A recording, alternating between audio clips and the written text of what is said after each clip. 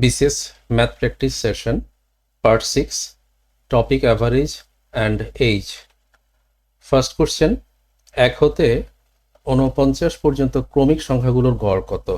তো যেহেতু ক্রমিক সংখ্যা তার মানে তারা হচ্ছে যে অ্যারিথমেটিক প্রোগ্রেশনের গড় বের করা যায় first plus last divide by 2। তাহলে এখানে ফার্স্ট হচ্ছে 1 plus 49 divide by 2 which is 50/2 50/2 is 25। তাহলে 25 এ ক হবে কোশ্চেনের আনসার। 221 6 8 10 এর গাণিতিক গড় 7 9 এবং কোন সংখ্যার গাণিতিক গড়ের সমান? তো আমরা যদি দেখি 6 8 10 এর যেহেতু 6 8 10 এটা যেহেতু ইকুয়াল গ্যাপে আছে, অর্থাৎ এখান থেকে এখানে 6 থেকে 8 2 বেশি, 8 থেকে 10 2 বেশি, তার মানে তাদের গড় হবে 8, তাদের গাণিতিক গড় 8। এখন জানতে চাচ্ছে যে 7 9 এবং কোন সংখ্যার গাণিতিক গড় সে 8 হবে।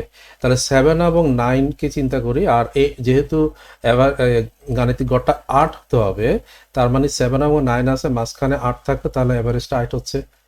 তাহলে যেটা জানতে চাচ্ছি যে 7 9 এবং কোন সংখ্যার গাণিতিক গড় এর সমান, তার মানে 7 9 এবং 8 এর গাণিতিক গড় ওই একই থাকে, অর্থাৎ ওই 8 থাকে। 222 m সংখ্যক সংখ্যার গড় x এবং n সংখ্যক সংখ্যার গড় y হলে সব সংখ্যার গড় কত? তো এটা হচ্ছে যে ওয়েটেড অ্যাভারেজের রুল। ওয়েটেড অ্যাভারেজে m সংখ্যক সংখ্যার গড় যদি x হয়ে থাকে তাহলে সাম হবে m into x, that is mx। আবার n সংখ্যক সংখ্যার গড় যদি y হয় তাহলে তাদের সমষ্টি সাম হবে n ইন্টু y, তাহলে ny।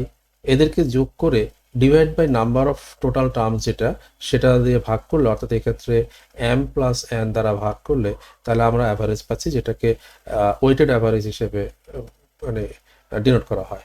তাহলে এটা হবে অ্যান্সার, এটা ফর্মুলা, অ্যান্সার ইজ গো। কোশ্চেন 223 x ও y এর মানের গড় 9 এবং z ইকুয়াল টু 12 হলে x y এবং z এর মানের গড় কত? তো x y z তিনটার গড় কত? এখানে x ও y এর গড় যদি 9 হয় তাহলে তাদের সাম হবে 9 ইন্টু 2 18 এবং প্লাস z হচ্ছে 12। তাহলে এই তিনটার যে সাম সেটাকে 3 দিয়ে ভাগ করলে তাদের অ্যাভারেজ পাওয়া যাবে। 9 2 18 এবং 12 যোগ করলে 30, 30/3 মানে হচ্ছে যে 10, তার মানে অপশন গ হবে এদের গড়। 224 তিনটি ক্রমিক সংখ্যার গুণফল তাদের যোগফলের 5 গুণ, সংখ্যা তিনটির গড় কত? তিনটা ক্রমিক সংখ্যা যদি ধরে নেই যে n-1 একটা, তারপরে n এবং n+1, এদের যেই গুণফল বলা হচ্ছে যে তাদের যোগফলের 5 গুণ। এখন সংখ্যাগুলোর যোগফল কত? n-1 প্লাস n এবং প্লাস n-1। এভাবে একটা মাইনাস একটা প্লাস করে নেওয়ার সুবিধা হচ্ছে এই প্লাস মাইনাস ক্যান্সেল হয়ে এটা 3n হচ্ছে, অর্থাৎ যোগফলটা 3n। তো এই যে 3n, যেটা 3n সংখ্যা তিনটির তাদের যোগফলের 5 গুণ, তার মানে 5 ইন্টু 3n হচ্ছে এটা, 5 ইন্টু 3n। এখন এখানে যদি আমরা একটা সিম্পলিফাই করি, এখানে দেখা যাচ্ছে যে এই n এবং এই n ক্যান্সেল, তাহলে যা থাকছে তা হচ্ছে n squared minus 1 equal to 15। তাহলে n equal to 15 plus 1 16, n square 16 এবং n ইকুয়াল টু হবে 4। তার মানে হচ্ছে যে তাদের যে অ্যাভারেজ সেটাই ছিল মাঝখানেরটা, মাঝেরটা হচ্ছে তাদের অ্যাভারেজ, যেহেতু কমিক সংখ্যা, তাহলে n মাঝেরটা এবং সেটা 4, তার মানে অ্যাভারেজ হচ্ছে 4। 10টি সংখ্যার যোগফল 462, এদের প্রথম 4টির গড় 52 এবং শেষ 5টির গড় 38, পঞ্চম সংখ্যাটি কত? তাহলে 462 যোগফল 10টার, এখান থেকে যদি আমরা প্রথম 4টার সমষ্টি মাইনাস করি, অর্থাৎ 4 ইন্টু 52, এবং শেষের 5টা অর্থাৎ 5টার সাম হবে 5 ইন্টু 38, এটা যদি মাইনাস করি তাহলে পঞ্চম সংখ্যাটা বেরিয়ে আসবে, কারণ পঞ্চম সংখ্যাটা তখন মাঝখানে থেকে যাচ্ছে। তো এটা হচ্ছে যে এখানে 4 ইন্টু 52 হচ্ছে 208 এবং এখানে 5 ইন্টু 38 হচ্ছে 190। তাহলে 290 390 এবং 398। তাহলে 462 থেকে 398 মাইনাস করলে যেটা সেটাই, এখান থেকে 2 আর ওখানে 62, তার মানে মোট 64 থাকছে। সো ঘ is the answer. 226 question number 100 জন শিক্ষার্থীর পরিসংখ্যানে গড় নাম্বার 70, এদের মধ্যে 60 জন ছাত্রীর গড় নম্বর 75 হলে ছাত্রদের গড় নাম্বার কত? তো এখানে ছাত্রী হচ্ছে 60 জন, ফিমেল ইজ টু মেল যদি আমরা দেখি, ফিমেল হচ্ছে 60 জন এবং মেল হচ্ছে, তাহলে যদি 100 জন আছে মোট, তাহলে মেল 40 জন। এটাকে যদি ছোট করি তাহলে 3:2 পাচ্ছি আমরা, 3:2। তাহলে এখন টোটাল তাহলে 5 জন, এই 5 জন, এই টোটাল 5 জনের অ্যাভারেজ হচ্ছে 70, তাহলে 5 × 70 হচ্ছে টোটাল। এখান থেকে মাইনাস করে দিই আমরা ছাত্রীদের হচ্ছে 3 ইউনিট, তাহলে 3 × 6 75, 3 × 75। ছাত্রীটা মাইনাস করে যেটা থাকবে সেটা হচ্ছে ছাত্রদের টোটাল। এই ছাত্রদের টোটালটাকে ছাত্রদের সংখ্যা দ্বারা ডিভাইড করলে আমরা তাদের গড় পাবো। ছাত্র হচ্ছে 2 ইউনিট এখানে, তাহলে 2 দ্বারা ভাগ করলে গড়টা পেয়ে যাবো। তো এখানে 5 7 35 350 এবং 3 75 225, 350 বিয়োগ 225 অর্থাৎ 125 ডিভাইড বাই 2 which is 62.5। তাহলে অপশন ঘ হবে এই কোশ্চেনের অ্যান্সার। এই ধরনের কোশ্চেনকে চাইলে ইকুয়াল ডিস্ট্রিবিউশন মেথডে চিন্তা করা যেতে পারে। যেমন আমাদের সবার যদি আমি ধরে নিই যেহেতু অ্যাভারেজে 70 আছে, তাহলে 70 এখন একটা প্লাস বা মাইনাস হবে বয়েজেরটা বের করতে। যেহেতু ছাত্রীদের গড় 75 অতিরিক্ত আছে, তাহলে ছাত্রদের গড়টা কম হবে, তাহলে মাইনাস হবে। কত মাইনাস হবে? যেহেতু ছাত্রীরা অ্যাভারেজে 5 করে বেশি নিয়েছে, অ্যাভারেজে 5 বেশি নিয়েছে, এখন কতজন ছাত্রী সেটা আমি যদি রেশিওতে চিন্তা করি তাহলে সেটা হচ্ছে যে 3 জন, তাহলে এই 3 জন 5 বেশি নিয়েছে। এখন এই যে অতিরিক্ত নিল সেইটা আবার 2 জন ছাত্র হেড থেকে এটা কমে যাবে, তাহলে ডিভাইড বাই 2 পার হেড কত করে কমলো এত। তার মানে হচ্ছে যে এখানে 70 মাইনাস 15/2 মানে 7.5, 70 মাইনাস 7.5 হচ্ছে 62.5। সো ইকুয়াল ডিস্ট্রিবিউশন মেথডও চিন্তা করা যায়। কোশ্চেন 227, একজন শ্রমিক প্রতিদিন প্রথম 8 ঘন্টায় কাজের জন্য ঘন্টায় 10 টাকা করে এবং পরবর্তী সময়ের ঘন্টায় 15 টাকা করে মজুরি পায়। দৈনিক 10 ঘন্টা কাজ করলে তার ঘন্টা প্রতি গড় মজুরি কত হবে? তাহলে 10 ঘন্টা কাজ করেছে, প্রথম 8 ঘন্টা সে 10 টাকা করে পায়, তাহলে 8 × 10 এবং প্লাস পরবর্তী আরও তাহলে 2 ঘন্টা 15 টাকা করে পায়। এই হচ্ছে টোটাল টাকা। এই টোটাল টাকাটা সে করলো 10 ঘন্টার জন্য, তাহলে তার ঘন্টা প্রতি গড় মজুরি কত? সো 80 এবং 30, 110 ডিভাইড বাই হচ্ছে 10 which is 11। সো অপশন ক হবে অ্যান্সার। 228, একজন ব্যাটসম্যানের 8টি ওয়ানডেতে অ্যাভারেজ 75, পরবর্তী 2 ম্যাচে কত রান করলে অ্যাভারেজ 77 হবে? যেহেতু 8টা এবং পরে 2টা মোট 10টা, তাহলে 10টাতে 77 করে হলে 10 × 77 হওয়ার কথা অ্যাভারেজে। বাট প্রথম 8টাতে সে 75 করে করেছে, তাহলে 8 × প্রথম 75 যেটা সেটা মাইনাস করলে পরবর্তী 2 ম্যাচের তার রান কত সেটা বেরিয়ে আসবে। তাহলে এখানে হচ্ছে যে 770 এবং মাইনাস হচ্ছে 8 × 75 হচ্ছে, আমরা যদি ডাবলিং অ্যান্ড হাভিং করি এটাকে 4 আর এটাকে 150 করলে 4 × 50 মানে 600, তাহলে 770 বিয়োগ 600 মানে 170। সো 170 অ্যান্সার ইজ ঘ। আবার এটাকে ডিস্ট্রিবিউশন মেথডও করা যায়, সেটা মানে চেক নিজেরা ট্রাই করবেন। 229, 3 সদস্যের একটি বিতর্ক দলের সদস্যদের গড় বয়স 24 বছর। যদি কোনো সদস্যের বয়সই 21 বছরের নিচে না হয় তবে তাদের কোনো একজনের বয়স সর্বোচ্চ কত হতে পারে? তো কোনো একজনের বয়স যদি সর্বোচ্চ করতে চাই তাহলে বাকিদের আমরা সর্বনিম্ন করব, এবং সর্বনিম্ন যেহেতু 21-এর নিচে হবে না তাহলে ওই দুজনকে 21 ধরে নিচ্ছি। তাহলে 24 হচ্ছে 3 জনের অ্যাভারেজ, তাহলে 3 × 24 আর মাইনাস 2 জনের সর্বনিম্ন 21 করে হতে পারে, 21 × 42, তাহলে 72 বিয়োগ 42 আসতেছে 21 × 42, হ্যাঁ, তাহলে 72 বিয়োগ 42 দ্যাট ইজ 30 বছর, 30 বছর হবে অ্যান্সার খ। কোশ্চেন 230, পিতা ও মাতার বয়সের গড় 45 বছর, আবার পিতা মাতাও তাদের এক পুত্রের বয়সের গড় 36 বছর, পুত্রের বয়স কত? তাহলে 3 জন পিতা মাতা পুত্র 3 জনের 36 বছর করে গড়ে, তাহলে টোটাল হবে 3 × 36 আর মাইনাস পিতা মাতা হচ্ছে 2 জন, তাদের গড় হচ্ছে 45, এটা মাইনাস করলে তাহলে পুত্রটা বেড়ে আসবে। এখানে আসতেছে 108 এবং এখানে আসতেছে 90, 108 বিয়োগ 90 হচ্ছে 18। সো ঘ 18 বছর অ্যান্সার। 231, পিতা মাতা ও পুত্রের বয়সের গড় 37 বছর, আবার পিতা ও পুত্রের বয়সের গড় 35 বছর, মাতার বয়স কত? তো এখানে 3 জন হচ্ছে 37 করে, তাহলে 3 × 37 আর মাইনাস 2 জন হচ্ছে 35 করে, 2 × 35 সাবট্রাক্ট করলে চলে আসবে 3 × 37 111 and minus 70, that means 41 option খ হচ্ছে অ্যান্সার। 232, এক ব্যক্তি তার স্ত্রী চেয়ে 5 বছরের বড়, তার স্ত্রীর বয়স ছেলের বয়সের 4 গুণ। 5 বছর পর ছেলের বয়স 12 বছর হলে বর্তমান ব্যক্তির বয়স কত? তার ছেলের বয়স 5 বছর পরে 12 হবে, তাহলে এখন কত? এখন হবে তাহলে 5 বছর কম, 12 চেয়ে 5 বছর কম, তার মানে 7 বছর। 5 বছর পরে যদি 12 হয়, এখন আছে 7 বছর। এটা হলো সনের বয়স। আর স্ত্রীর বয়স, ওই ব্যক্তির স্ত্রীর বয়স ছেলের বয়সের 4 গুণ, তার মানে ছেলের 7, ওয়াইফ তাহলে 28। আর স্ত্রীর চাইতে ওই ব্যক্তি হচ্ছে 5 বছরের বড়, তাহলে ওই ব্যক্তিটা হাজবেন্ড বা ম্যান যেটাই বলি সেটা হচ্ছে যে 28 থেকে 5 বেশি, অর্থাৎ 33। তাহলে 33 খ হবে এই কোশ্চেনের answer. 233. Rohim is 12 years old. He is 3 times older than Karim. What will be the age of Rohim when he is 2 times older than Karim? তাহলে আমরা রহিম এবং করিম, আচ্ছা রহিম হচ্ছে এখানে এখানে 12, আর করিম হচ্ছে তাহলে is 3 times older than করিম। যদি রহিম 3 times older হয়, তার মানে করিম হচ্ছে রহিমের 1/3, which is 4। এখন অপশন থেকে চেক করি আমরা কোনটা এই কন্ডিশনটা স্যাটিসফাই করে। বলছে যে what will be the age of Rahim when he is 2 times older than Karim. যখন রহিম করিমের ডাবল হবে তখন তার বয়সটা কত হবে? তো অপশন দেখি আমরা, ক হচ্ছে 15। তো রহিম যদি 15 হয় অর্থাৎ 3 বছর পরে, করিম তখন 3 বছর বেড়ে 7 হবে, কিন্তু 15 তো 7-এর দ্বিগুণ না, ডাবল না, তার মানে এটা অ্যান্সার না। এরপরে খতে 16 বছর, এটা দিয়ে চেক করি। রহিম যখন 16 হবে তাহলে 4 বছর পরে 16 হবে, 4 বছর পরে তাহলে করিম 4 যোগ হয়ে 8 হবে, তাহলে 16 তো 8-এর দ্বিগুণ, তাহলে এটা তো কন্ডিশন স্যাটিসফাই করছে, তার মানে এটাই হবে অ্যান্সার খ। ওকে, তারপরের topic ratio, proportion and mixture.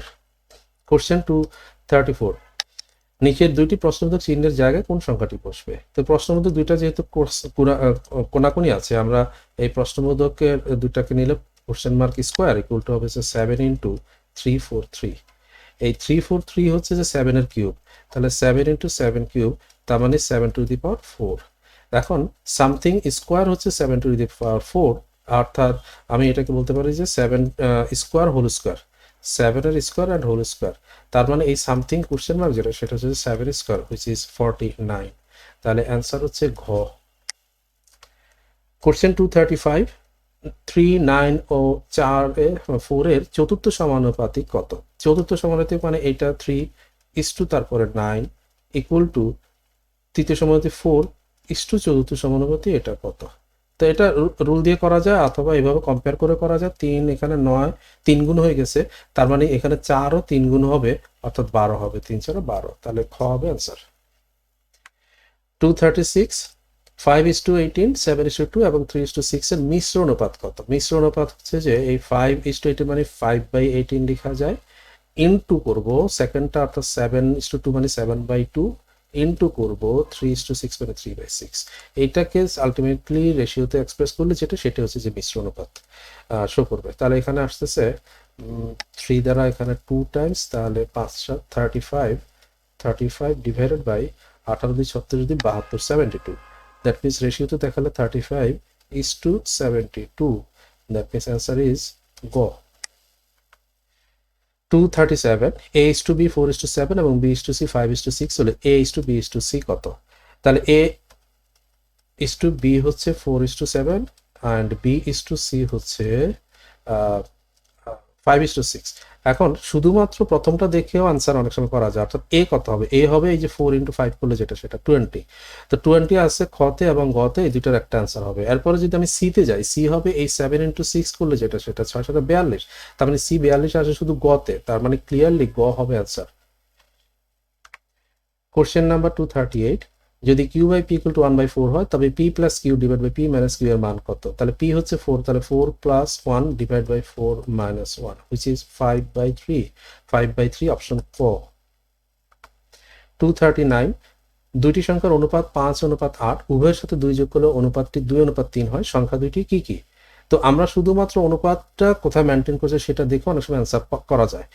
5:8 কোথায় আছে? যদি কতে দেখি 5:8 এখানে মেনটেন করা হয় নাই, খতে 5:8 এটা নেই, তারপরে গতে 5-এর ডাবল আছে কিন্তু 8-এর আবার 3 গুণ আছে।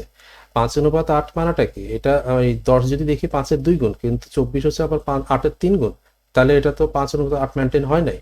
তাহলে অনলি অপশন ঘ আছে হাতে। আর সেটা যদি চেক করি 10 এবং 16 যদি রেশিওতে নেই, তাহলে এটা 5:80 হচ্ছে, অর্থাৎ 5:8-এর ডাবল, এটা 10 ও 16, কাজে এটাই ডেফিনেটলি অ্যান্সার হবে।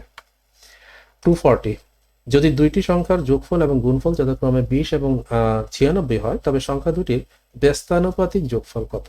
আচ্ছা, নর্মালি যদি দুইটা সংখ্যা a এবং b হয় তাহলে তাদের ব্যস্তানুপাতিক হচ্ছে 1/a এবং 1/b। জানতে চাচ্ছি তাদের ব্যস্তানুপাতিক যোগফল কত। তো 1/a প্লাস 1/b মানে হচ্ছে যে এলসিএম a b আর উপরে a প্লাস b। এখন এই যে a প্লাস b সাম যোগফল সেটা দেওয়া আছে 20 এবং গুণফল নিচে এ বি গুণফল সেটা দেওয়া আছে 96। তাহলে তার মানে ইফেক্টিভলি আমি শুধুমাত্র 20/96 করলে অ্যান্সারটা পেয়ে যাচ্ছি।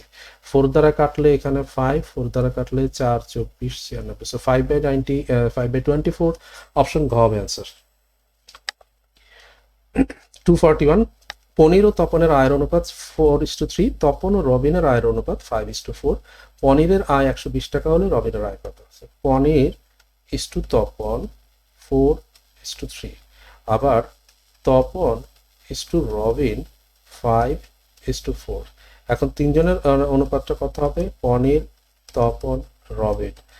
এখানে 4 × 5 যেটা 20 আসবে, তারপরে 5 × 3 15 আসবে এবং 3 × 4 12 আসবে। তাহলে এখন দেওয়া আছে পনিরের আয় 120 টাকা, রবিনের টাকা কত? তার মানে এই 20 ইউনিট যেটা সেটা দেওয়া আছে 120। তাহলে 20 120 হয়েছে কিভাবে? 6 গুণ হয়ে। তাহলে এই যে 12 যেটা সেটা কত? তাহলে সেটাও 6 গুণ হবে, 6 গুণ হয়ে 6 12 72, 72, অর্থাৎ অপশন গ হবে অ্যান্সার। 242 টিপুর বোনের বয়স টিপুর বয়সের ও তার বাবার বয়সের মধ্য সমানুপাতিক। টিপুর বয়স 12 বছর ও বাবার বয়স 48 বছর হলে বোনের বয়স কত? মধ্য সমানুপাতি মানে হচ্ছে যদি a বাই বি, মানে মধ্য সমানুপাতি হচ্ছে যে a by b equal to b by c, এরকম হবে। তাহলে এই যে মধ্য সমানুপাতি মানে b কত? তাহলে b হচ্ছে যে খেয়াল করলে দেখা যায় যে b square equal to ac, that means b equal to √ac হয়। তাহলে মধ্য সমানুপাতি হচ্ছে যে যে দুইটা রাশি, বাকি দুইটা রাশি তাদের গুণফলের রুট। তাহলে এখানে দেওয়া আছে একটা না হচ্ছে 12 বছর আর একটা হচ্ছে 48 বছর। তাহলে বোনের বয়স হবে 12 × 48 এবং তার রুট আবার 12 × 48। তাহলে এখানে 12কে যদি স্প্লিট করি পারফেক্ট স্কয়ার নাম্বারে, তাহলে 4 × 3, আবার 48 থেকে একটা 3 নিয়ে আসি যাতে এই 3-এর সাথে মেলানো যায়, তাহলে 3 × 16। তাহলে এটাকে রুট করলে ফাইনালি যা পাচ্ছি তা হচ্ছে 4 থেকে আসবে 2, এই দুইটা 3 থেকে আসবে একটা 3, আর এটা ছিল 16, এখান থেকে আসবে 4। তাহলে 3 2 6 4 6 24, 24 অপশন গ হবে অ্যান্সার। 243 261টি আম 3 ভাইয়ের মধ্যে 1/3, 1/5, 1/9 অনুপাতে ভাগ করে দিলে প্রথম ভাই কতটি আম পাবে? তো 1/3, 1/5, 1/9 এভাবে আমরা রেশিও রাখি না, আমরা রেশিওকে ইন্টিজারে কনভার্ট করি। তো ইন্টিজারে কনভার্ট করে কিভাবে? সেটা হচ্ছে তাদের এলসিএম ডিনোমিনেটর যে নাম্বারগুলো আছে তাদের এলসিএম তারা গুণ করে দিলে ইন্টিজারে পৌঁছানো যায়। তো 3, 5, 9 এর এলসিএম হচ্ছে যে 3 আর 9 এর মধ্যে যেহেতু 9 মানে 3কে কভার করছে, তাহলে 3 বাদ দিলেও হবে। 5 এবং 9 হচ্ছে যে কো প্রাইম, তাহলে এলসিএম হবে 5 এবং 9 এর প্রোডাক্ট অর্থাৎ 45। এখন প্রত্যেকটাকে যদি 45 দ্বারা গুণ করি আমরা, 1/3 কে 45 দ্বারা গুণ করলে 3 3 15 45 15 থাকবে। 1/5 কে 45 দ্বারা মাল্টিপ্লাই করে 9 এবং 1/9 কে করলে 5। তাহলে এখন এই যে এই সামটা হচ্ছে এখানে 15 + 5 20 এবং 9 29। এই 29 রেশিওতে সেটা টোটাল হচ্ছে, সেটা টোটালটা এখানে দেওয়া আছে 29 রেশিওর টোটালটা দেওয়া আছে এখানে 261। আর জানতে চাচ্ছি প্রথম ভাই কত পাবো অর্থাৎ 15, সেটা কত হবে? তো 29 যে 261 আসলো, এটা কত গুণ হয়ে গেল? যদি 290 হতো তাহলে 10 বার হতো, তাহলে 290 সাথে এখানে কম আছে এবং সেটা কত? 261, এটা সরি 261 মানে 29 কম আছে, তার মানে এটা হচ্ছে যে 9 বার গেছে। তো এটা যেহেতু 9 টাইমস হচ্ছে, এটাও 9 টাইমস হচ্ছে, 15 × 9 হচ্ছে 135। তার মানে বড় ভাই 135টা পাবে, আনসার ইজ ঘ। 244 1000 টাকা ক ও খ 1:4 অনুপাতে ভাগ করে নেয়, ক্ষয়ের অংশ সে তার মা ও মেয়ের মধ্যে 2:1:1 অনুপাতে ভাগ করে, মেয়ে কত টাকা পাবে? তাহলে প্রথমত 1000 টাকা, এটাতে ক পাচ্ছে 1 পার্ট আর খ পাচ্ছে 4 পার্ট, মানে মোট 5 পার্ট। 5 দিয়ে ভাগ করে 200, তাহলে ক পাবে 200 আর খ পাবে 800 টাকা। এই 800 টাকা আবার সে তার মা এবং মেয়ের মধ্যে, তাহলে সে হচ্ছে 2:1:1, তার মানে মোট 4 হলে সে 2 মানে অর্ধেক, তার মানে 400 টাকা। আর তার মা পাচ্ছে এখানে সে, তার মা ও মেয়ে। তাহলে মা পাচ্ছে 4/1 অর্থাৎ 800 টাকার 4/200, এবং মেয়ে পাচ্ছেও 200। তাহলে জানতে চাচ্ছে মেয়ে কত পেয়েছে, মেয়ে 200 টাকা পেয়েছে। এটাকে চাইলে মাল্টিপ্লাইং ফ্যাক্টর দিয়ে করা যেতে পারে, সেটা হচ্ছে যে এই 1000 টাকা ইন্টু খ কত পেয়েছে, খ পেয়েছে মোট 1:4 অনুতে ভাগ হয়েছে, তার মানে 5/4 সে পেয়েছে, সো 4/5, এবং ইন্টু এরপরে তার মেয়ে পেয়েছে, এখানে যদি ভাগ করে 2:1, তার মানে হচ্ছে যে 1 ভাগ পেয়েছে আউট অফ 4। তাহলে এইটা যেটা সেটা সরাসরি আমাদের অ্যান্সার। তো এখানে দেখা যাচ্ছে এই 4 and 4 ক্যান্সেল, 5 দিয়ে এখানে 200, তো 200 ইন্টু 1 মানে 200 টাকা। তাহলে মেয়ে পেয়েছে 200 টাকা। 245, একটি পাত্রে দুধ ও পানির অনুপাত 5:2। যদি পানি অপেক্ষা দুধের পরিমাণ 6 লিটার বেশি হয় তবে পানির পরিমাণ কত? তাহলে মিল্ক ইস টু ওয়াটার, এখানে দেওয়া আছে যে 5:2। কিন্তু এই রেশিওতে মিল্ক চেতে ওয়াটার বেশি, ওয়াটার চেতে মিল্ক আর কি, ওয়াটার চেতে মিল্ক বেশি আছে, কত ইউনিট বেশি আছে? 3 ইউনিট বেশি আছে। এই 3 ইউনিট যেটা সেটা কোশ্চেনে বলা হচ্ছে 6 লিটার। তাহলে পানির পরিমাণ কত, অর্থাৎ 2 ইউনিট কত? 3 যদি 6 হয়, ডাবল হয়ে গেছে, তাহলে 2ও ডাবল হয়ে 4 হবে, অর্থাৎ অপশন ক 4 লিটার হবে আনসার। 246, একটি জারে দুধ ও পানির অনুপাত 5:1। দুধের পরিমাণ যদি পানি অপেক্ষা 8 লিটার বেশি হয় তবে পানির পরিমাণ কত? আবারও 5 এবং 1 এর যে ডিফারেন্স রেশিওতে সেটা হচ্ছে যে 4। এই 4 এর ভ্যালু দেওয়া আছে 8 লিটার, 8 লিটার। তাহলে পানির পরিমাণ মানে 1 ইউনিট, সেটা এই 1 ইউনিট সেটা কত? 4 যদি 8 হয়ে থাকে তার মানে ডাবল হয়েছে, তারপরে 1ও ডাবল হয়ে যাবে, তাহলে 2 লিটার। অপশন ইজ ক।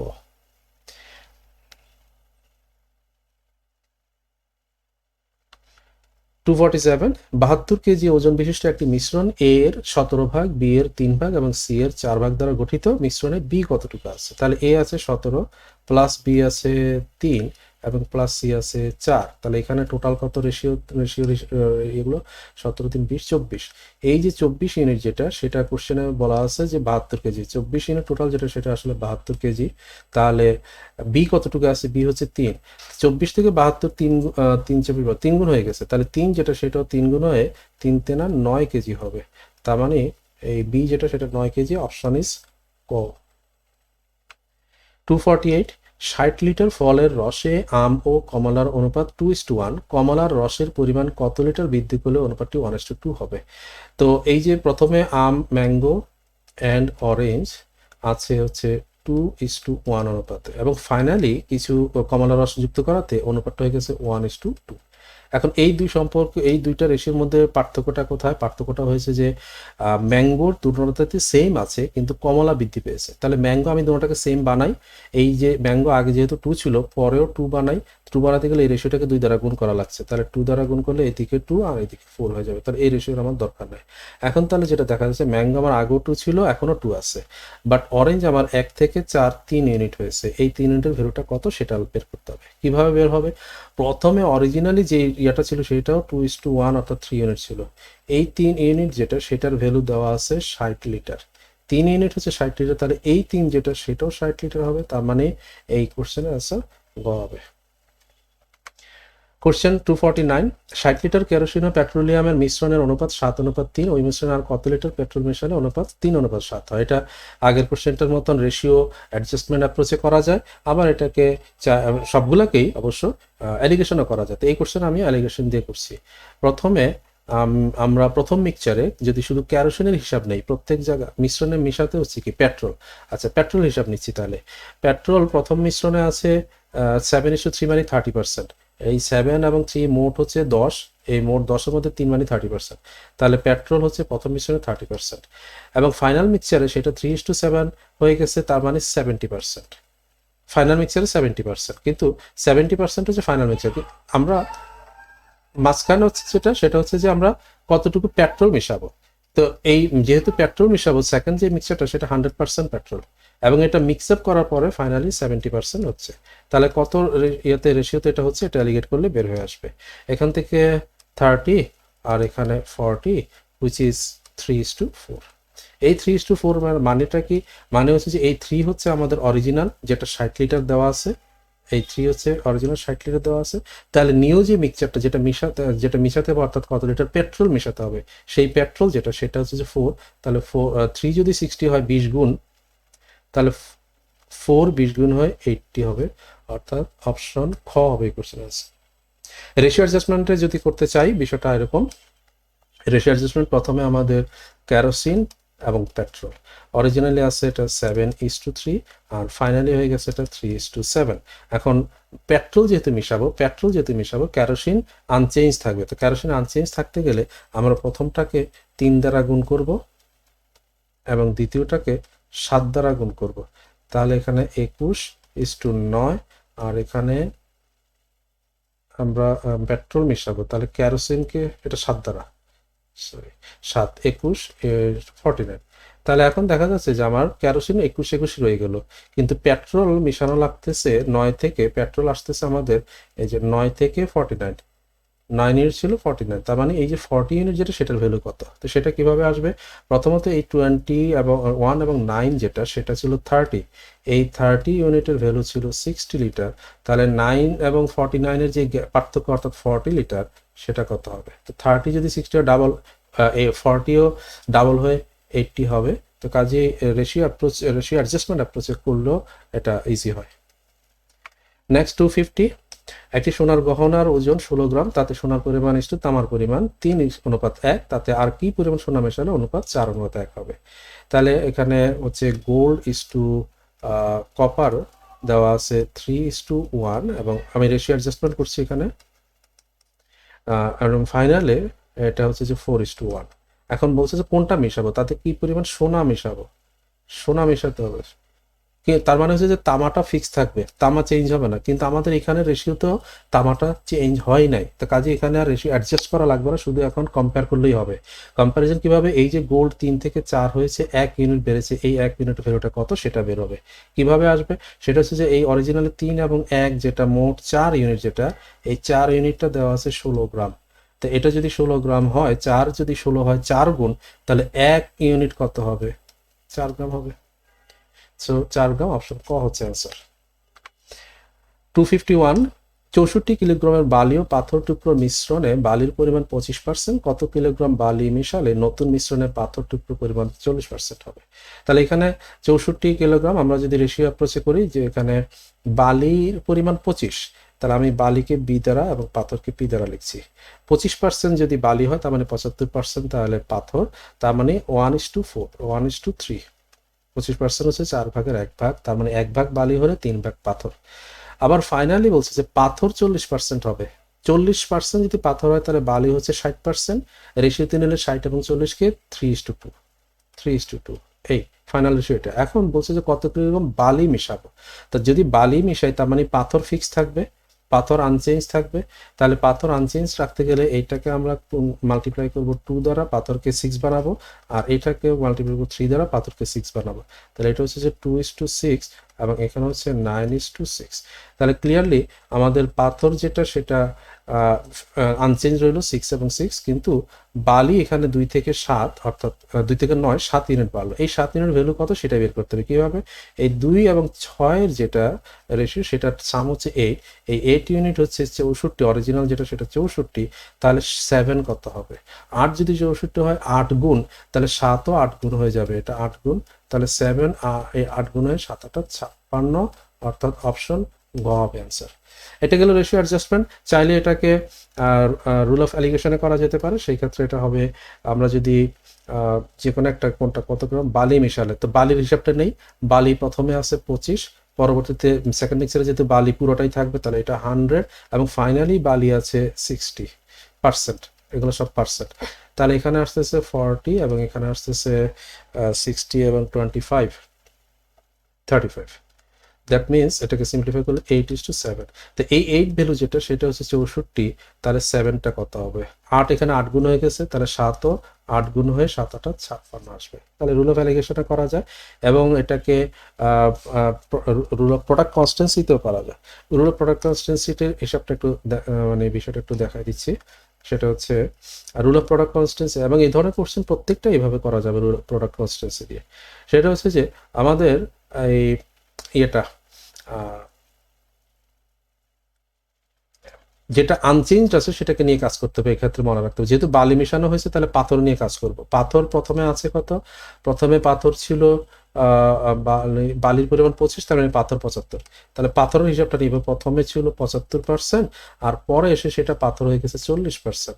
তার মানে এটাকে সিম্পলিফাই করলে 5 দিয়ে 15 এবং 5 8, 15:8 এবং পাথর 15 থেকে 8 হয়ে গেছে, 15:8 হয়েছে বিকজ টোটাল কোয়ান্টিটিটা বেড়ে গিয়েছে। তাহলে টোটাল কোয়ান্টিটিটা কত হবে, রিভার্স রেশিওতে বাড়বে, 8 থেকে 15 হবে। তাহলে এই যে 8 যেটা টোটাল কোয়ান্টিটি আগে ছিল সেটা দেওয়া আছে 64, 8 হচ্ছে 64, তাহলে যেটা বেড়ে গেল, বেড়ে 15 হলো, সরি এটা 15, বেড়ে 15 হলো, তার মানে 7 ইউনিট বেড়েছে। এই 7 কত, 8 যদি 64 হয় তাহলে 7 হবে 56। এভাবে রুল অফ প্রোডাক্ট কনস্ট্যান্সি দিয়েও করা যায় এই ধরনের প্রত্যেকটা কোশ্চেন। কোশ্চেন 252, কোনো পরীক্ষায় একটি ছাত্র এন সংখ্যক প্রশ্নের প্রথম 20টি প্রশ্ন হতে 15টি প্রশ্নের শুদ্ধ উত্তর দেয় এবং বাকি প্রশ্নগুলোর 1/3 শুদ্ধ উত্তর দিতে পারে। এভাবে সে যদি 50% প্রশ্নের শুদ্ধ উত্তর দিয়ে থাকে তবে ওই পরীক্ষায় প্রশ্নের সংখ্যা কত ছিল। একে রুল অফ অ্যালিগেশন করা যায়, ইকুয়েশন করা যায়। ইকুয়েশন করলে বিষয়টা এরকম হবে, যেহেতু 20টা প্রশ্নতে 15টা কারেক্ট করেছে, তো 15/20, এটা হচ্ছে প্রথম পার্টের কারেক্ট অংশ, প্লাস দ্বিতীয় ক্ষেত্রে সে 1/3 কারেক্ট করেছে, কিন্তু এখন প্রশ্ন বাকি রইল কটা, যেহেতু মোট n সংখ্যক প্রশ্ন, তাহলে n মাইনাস প্রথম প্রশ্ন পার্টে 20টা চলে গেল, n-20, এবং এদের সে 1/3 কারেক্ট করেছে, তার মানে 1/3 ইন্টু 1/3 আর কি, 1/3। এই দুইটার যোগফল হচ্ছে, বলছে যে সে 50% প্রশ্ন উত্তর দিতে পেরেছে।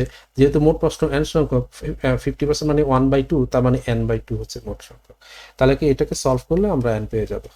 আর রুল অফ অ্যালিগেশন করলে এটা খুব দ্রুত হয়ে আসে, সেটা হচ্ছে যে প্রথম পাতে আমাদের এটা কত, 20, 15/20, মানে 15টা সে কারেক্ট করেছে আউট অফ 20। তো এটাকে সিম্পলিফাই রেশিওতে মানে কাটাকাটি করলে 5 দিয়ে 3/4, তাহলে প্রথম তার কারেকশন যেটা সেটা হচ্ছে যে 3/4, পরবর্তী অংশে সে 1/3 1/3, অ্যান্ড ফাইনালি সে 50% কারেক্ট করেছে, মানে 1/2 কারেক্ট করেছে। তা আমরা প্রত্যেকটা ক্ষেত্রে কারেক্ট অংশটা নিলাম। প্রথম 20টার মধ্যে থেকে কারেক্ট করেছে 3/4 পার্ট, দ্বিতীয় যে কতগুলোই হোক সেগুলোর থেকে কারেক্ট করেছে 1/3, এবং ফাইনালি ওভারঅল সে কারেক্ট করেছে 50%, মানে 1/2। এখন আমরা এটাকে অ্যালিগেট করলে আনসার আসবে। তো অ্যালিগেট করলে ফ্র্যাকশনের আইটেম অ্যালিগেট করতে গেলে সাধারণত মানে মাইনাস করতে একটু ঝামেলা তৈরি হয়। এই জন্য মাইনাসটাকে অ্যাভয়েড করার সুন্দর উপায় হচ্ছে, সেটা হচ্ছে যে এই ডিনোমিনেটর এলসিএম দ্বারা গুণ করে দেওয়া। অর্থাৎ এখানে 2, 3, 4 আর এলসিএম 12 দিয়ে গুণ করে দিলে আমি এটাকে ফ্র্যাকশন অ্যাভয়েড করতে পারবো। প্রত্যেকটাকে 12 দ্বারা গুণ করলে তাহলে আমাদের নিউ নাম্বারগুলো এখন দেখছি আমরা, 4 দিয়ে এখানে 12কে ক্যান্সেল করলে 3, 3, 3, 9, আর এখানে আসতেছে 4, এখানে আসতেছে 2, 6। তো এখন এলিগেট করলে এই জায়গায় আসতেছে 2 এবং এই জায়গায় আসতেছে 3। 2:3 রেশিওতে প্রশ্নগুলো আছে। 2:3 রেশিওটা মানেটা কি, প্রথম অংশে প্রথম পার্টে যেখানে 20টার কথা বলা হয়েছে সেটা 2, তাহলে পরের যে বাকি রয়ে গেল সেটা 3 মানে 30, এই 2 যেটা সেটা আসলে 20 কোশ্চেনের ভাষায়, তাহলে 3 যেটা সেটা 30, তাহলে মোট প্রশ্ন কয়টা, 20 + 30 50টা, তার মানে মোট 50টা কোশ্চেন, অ্যান্সার ইজ ঘ। সো এটা এই ধরনের কোশ্চেন রুল অফ অ্যালিগেশনে দ্রুত করা যায়, এই কোশ্চেনে করলে এভাবে করা যেতে পারে। তো এই ছিল কোশ্চেনগুলো, এখানে শেষ হচ্ছে আজকের সেশন।